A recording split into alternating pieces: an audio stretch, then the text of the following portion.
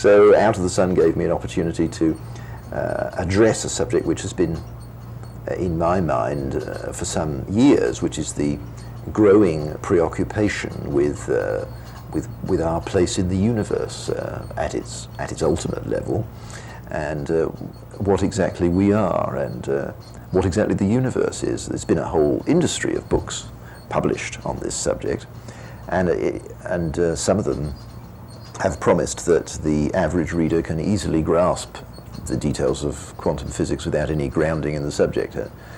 I speak for many, I'm sure, when I say that I haven't really found that to be the case. And it interested me that what this revealed was that science has now reached the point where scientists have convinced themselves of certain truths about the nature of human consciousness and the structure of the universe, which are so abstruse that we cannot really, the average person cannot understand them any longer. So scientists have moved beyond the point at which they can easily communicate with the world. And that strikes me as rather interesting and perhaps in a way disturbing. So that was one of the issues that I wanted to deal with in a fictional format, because writing a novel about it gave me the incentive to actually come to terms with some of these subjects, which I did manage to do. And I used Harry, a character that I'd already used in a previous novel, because he had an appropriately down-to-earth and recognizable and sympathetic quality. And he, like the average reader, would be baffled by these subjects, and the impenetrability of those subjects is part of the mystery element in the novel. Indeed, so, but I'm sure that a question that must have preoccupied you while you were writing it was how accessible you were making it to the average reader. Well, I think I've tried to construct the story so that it is not necessary, indeed it's positively desirable, that people should not be able to grasp these subjects, because there are explanations offered for various things at various points in the story, which enable the reader to go into things in greater depth if they want to, or if they feel prompted to. But in fact, the story works on a level, on another level, where it's not necessary to go into such depth. Were you at all inspired by the coming change in millennium? Well, I wasn't. I mean, that does receive a mention in the novel as well. Yes, and I mean, the whole thing, the whole issue of the millennium strikes me as a bit of a difficult one to really to deal with in any very serious way, because what does it actually mean? A counting system that we've used to tally the years does not necessarily signify that anything very significant may be about to happen, especially if we may even have got the counting wrong, so that right. Some experts that I've recently been reading have suggested that the millennium has in effect already passed, and it appears that we're still here. Which is reassuring. Sure it is. It's probably only significant in the sense that it does, I think that we have a tendency at round numbers to kind of take stock, tote things up and look ahead, whatever it is. But I thought it was interesting that that was the subject matter for a book that was coming out just as we were getting close.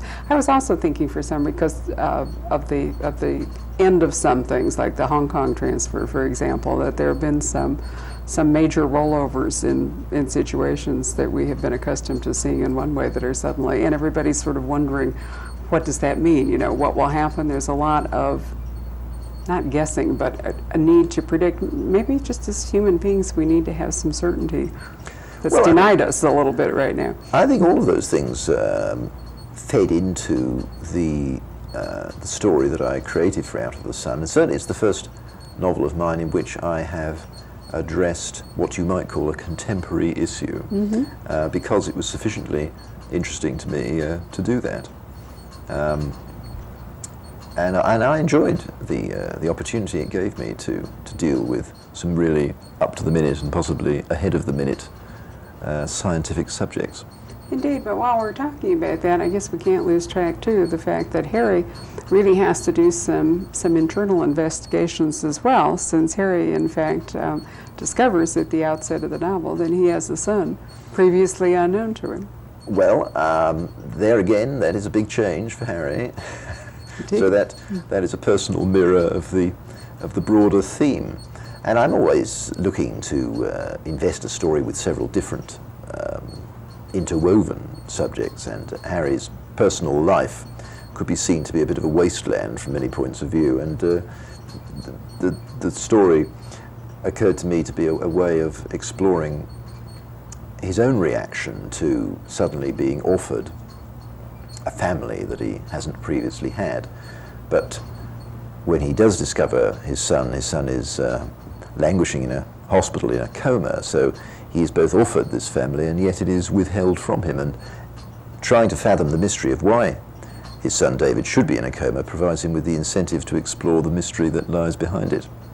It's very nice to have a guy as ordinary as Harry taking you into, I think, a somewhat, well, certainly a place less traveled for me, but that's a very nice combination of, you know, the kind of ordinary person and, in fact, a somewhat less than successful ordinary person heading into this new world. When I first created the character of Harry for Into the Blue, I deliberately made him unsuccessful, down at heel, not in particularly good shape, either financially or physically, given to drinking a bit too much and smoking more than was good for him, and no family, not many friends, generally regarded with thinly veiled contempt by a lot of people.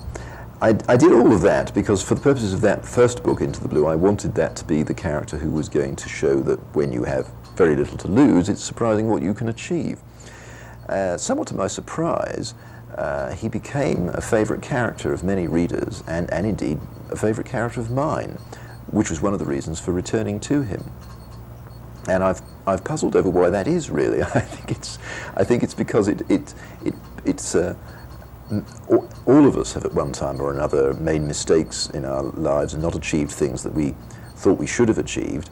And I suppose Harry is a vehicle for exploring how that can sometimes be overcome later on. Well, he's every man, and you know, I think it's comforting to all of us who perhaps when we were young had aspirations to be an astronaut or a famous neurosurgeon or all those sorts of things, to see that someone indeed very ordinary and somewhat lacking in luster can achieve, as you say, if nothing else, through sort of sheer persistence. Well, he has the incentive to persist, of course, because, as I say, there's not a great deal that is there to distract him from persisting. A rather aimless existence is suddenly offered purpose by the mystery that is supplied.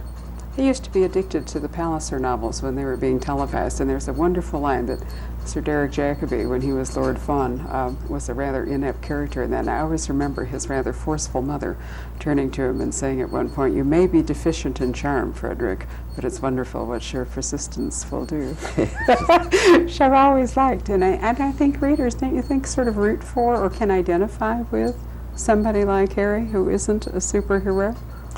Yes, they can, and that's what I'm hoping that they will do. And I find it very easy to identify with him.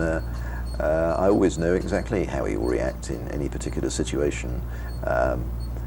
Indeed, it's true to say that of all the characters that I've used, he is the one most closely modelled upon myself. Now, what that tells us about me, I'm not sure, but I can predict exactly what he will do in any particular situation.